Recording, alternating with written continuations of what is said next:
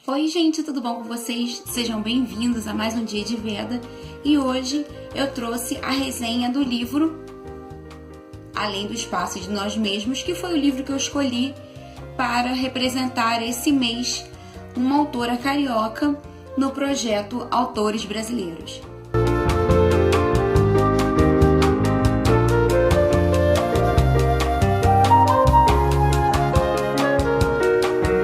Bom, gente, para começar, eu vou só dar uma pincelada para vocês, porque nesse livro você vai encontrar muito do realismo mágico.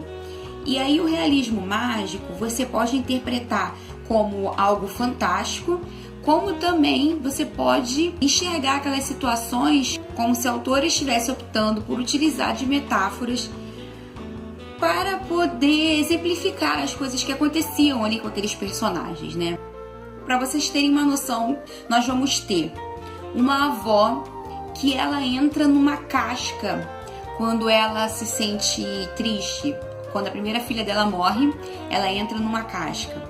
Quando o filho dela morre, ela entra numa casca. No livro é abordado como se fosse uma casca literal. Ela virasse como se fosse uma lagarta. Foi o que eu entendi mais ou menos, sabe? E dali ela passa por um processo de fazer essa casca como numa ferida. A casca ela fica molhada, depois ela vai endurecendo até que ela sai por completo.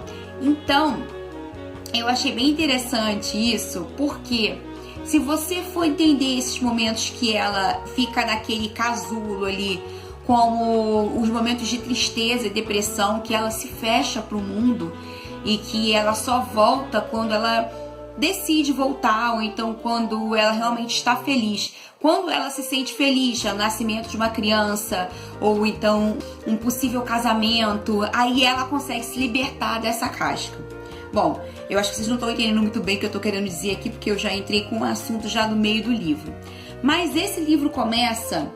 Na verdade, esse livro intercala a narrativa do passado com o presente. No presente, nós temos a Luísa. Ela é bisneta da Maria das Mercedes e do Lourenço. Quando Maria de Mercedes casa com o Lourenço e ela engravida, ela lembra do aviso que a cigana deu a ela de que quando ela engravidasse, ela iria morrer no parto. Antes, eles tentavam engravidar o tempo todo e não conseguiam.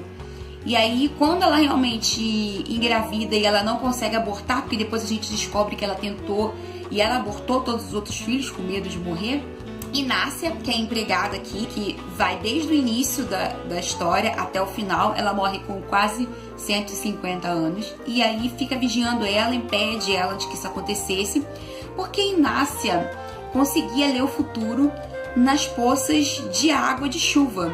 Então Inácia fala para ela assim, não... A senhora não vai morrer, porque o que eu vi na poça d'água agora era uma festa.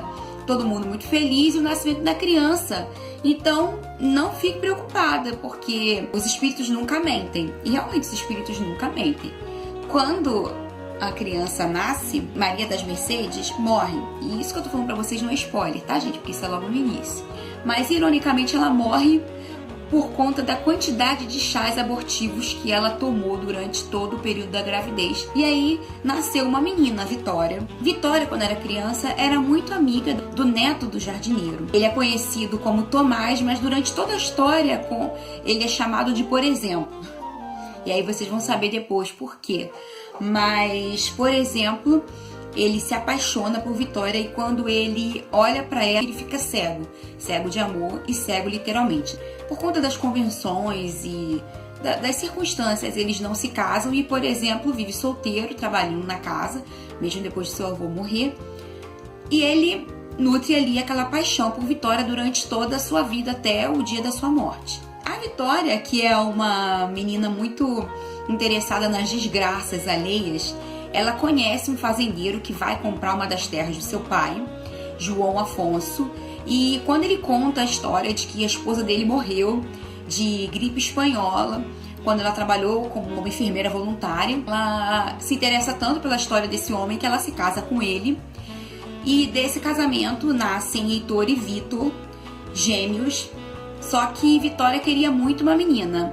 Então ela passa a viver ali essa tentativa, né, de ter uma filha menina. Ela tem esses dois filhos, Esses dois filhos, eles têm uma bênção e uma maldição. Heitor, ele é capaz de desenhar o futuro das pessoas. O Vitor, ele é mágico, cientista, palhaço. Então ele consegue fazer coisas desaparecerem. E é bem interessante você ver essa coisa do mágico ali envolvido em toda a história. Vitória, além de ter tido gêmeos, ela teve um filho que ela desprezou, porque não era a menina que ela queria, né? Cláudio foi o terceiro filho e ela desprezou, e ele se tornou invisível. Ele não aparecia pra ninguém, as pessoas só ouviam ele tocando piano, a música que ele tocava no quarto, e durante anos as pessoas esqueceram que ele existia dentro daquela casa. A história em si, gente, ela é muito triste, porque você acompanha ali as perdas, né, de uma família durante os anos. Morre pai, morre mãe, morre de doença, morre de tristeza, depressão. Então, até o final, o livro é bem triste mesmo. Eu fiquei bem para baixo lendo esse livro, mas eu gostei muito de como a autora conseguiu ambientar isso com uma atmosfera mágica, né? Bom, aí voltando ao Heitor e ao Vitor, o casamento do Vitor com Laura, que era uma artista da cidade, nasceu Luísa, que é a menina que narra a história, né? E ela narra tanto a história do passado quanto no presente. Então, essa narrativa ela é intercalada com a narrativa em terceira pessoa e em primeira pessoa. As narrativas que intercalam, né, as histórias do passado, elas se passam num dia só. Então, você tem ali as impressões de uma pessoa que volta a um lugar onde ela passou toda a sua infância e ela observa aquele lugar que já esteve lotado de pessoas. E aí você vai lendo aquela narrativa e ela passando para você ali toda a solidão que ela tá sentindo, e olhar aquela casa e ver e perceber o vazio. Tem um trecho aqui nesse livro que eu achei bem interessante, que eu queria ler para vocês. Passou um tempo enorme repetindo consigo: Laura está morta, Laura está morta. Mas não soava muito diferente de geladeira quebrou, o carro enguiçou ou a chave da porta sumiu. Mesmo no cemitério, vendo Laura ali à sua frente, mesmo quando viu o caixão descendo terra abaixo, com todo mundo jogando flores no túmulo, ainda assim era difícil entender o que estava acontecendo. Só no momento em que ficou sozinha, andando pelo vazio do apartamento, é que a verdade começou a surgir diante dos olhos, dentro do seu peito, não na forma de uma dor fulgurante, dessas que antecedem o alívio, mas numa agonia lenta, mostrando-se em pequenos detalhes: a cama de Laura arrumada, a coxa esticada com capricho que ela jamais teria, o hobby definitivamente dobrado numa cadeira, a escova de cabelo, o batom, o vidro de perfume. Só então devagar foi sentindo que alguma coisa estava se desprendendo, se esgaçando dentro dela, fibra por fibra, célula por célula. Eu achei incrível essa narrativa, do jeito como a ficha foi caindo da morte da mãe dela. Quem já passou por um momento de ter um parente ou alguém, né, da família que morreu, é assim, parece que a ficha só cai quando você vê os objetos daquela pessoa, quando você chega e vê a casa vazia, e aí você vê aquela coisinha que a pessoa costuma colocar naquele lugar. Eu não sei se vocês vão concordar comigo, mas a autora conseguiu expressar aqui justamente como que é que a gente começa a sentir o luto, né? Uma surpresa muito agradável. Eu adorei a escrita da autora, Ana Clara Santiago. É uma escrita fluida, deliciosa. Do meio pro final eu não consegui largar esse livro. Eu falei que eu tava meio empacada porque eu tava lendo ele em 100 anos de solidão, e os dois tratam de realismo mágico, e os dois tratam de conflitos familiares, e os dois tratam de problemas ali, várias coisas acontecendo ao mesmo tempo.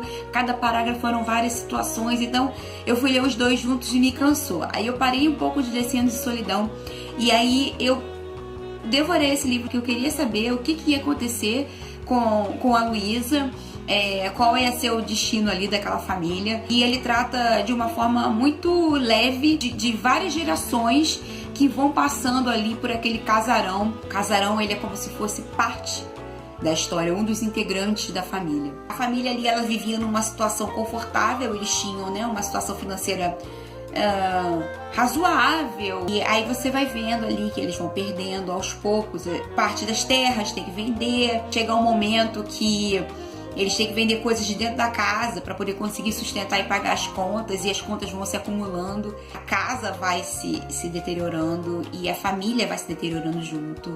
E aí você vai vendo a decadência ali daquela família. Gente, assim, eu recomendo, se vocês encontrarem esse livro, comprem, leiam, porque é maravilhoso, muito delicioso de ler, gente, é sério. Vocês vão curtir a leitura, porque é como se fosse um novelão fantástico. Além do Espaço de Nós Mesmos, da autora Ana Clara Santiago, é a minha recomendação do projeto Autores Brasileiros desse mês.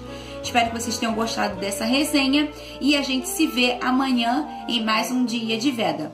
Um beijo e tchau, tchau!